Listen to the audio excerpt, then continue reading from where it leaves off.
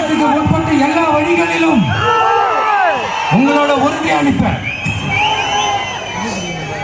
உங்களோட ஊருக்குள்ள ஏகனாபுரம் ஊருக்குள்ள வந்து அந்த திடல்ல உங்க எல்லாரையும் மீட் பண்ணணும்னு நினைச்சேன்.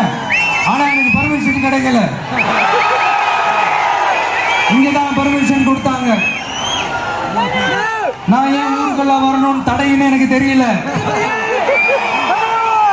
இப்படிதான் கொஞ்ச நாளைக்கு முன்னாடி நம்ம புள்ளிங்க ஒரு நோட்டீஸ் கொடுத்ததுக்கு தடை விதிச்சாங்க.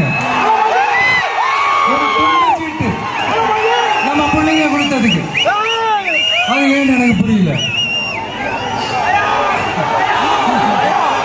அதனால கான்பிடண்டா இருங்க, நல்லதே நடக்கும்,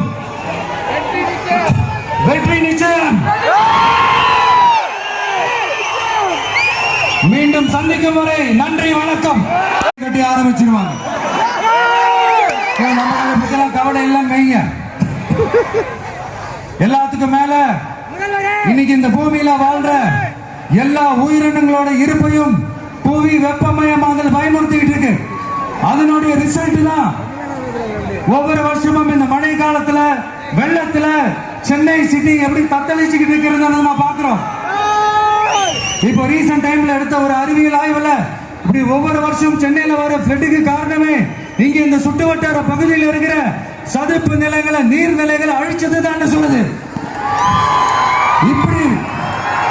இப்படி ஒரு சூழல் இருக்கும் போது 90% ஆஃப் விவசாய நிலங்கள் 90% ஆஃப் நீர்நிலைகளை அழிச்சு இங்க இந்த பரந்தூர் விமான நிலையத்தை கொண்டு வரணும்னு எடுக்கிற அந்த முடிவை எந்த அரசா இருந்தாலும் அது மக்கள் விரோத அரசா தான் இருக்க முடியும்.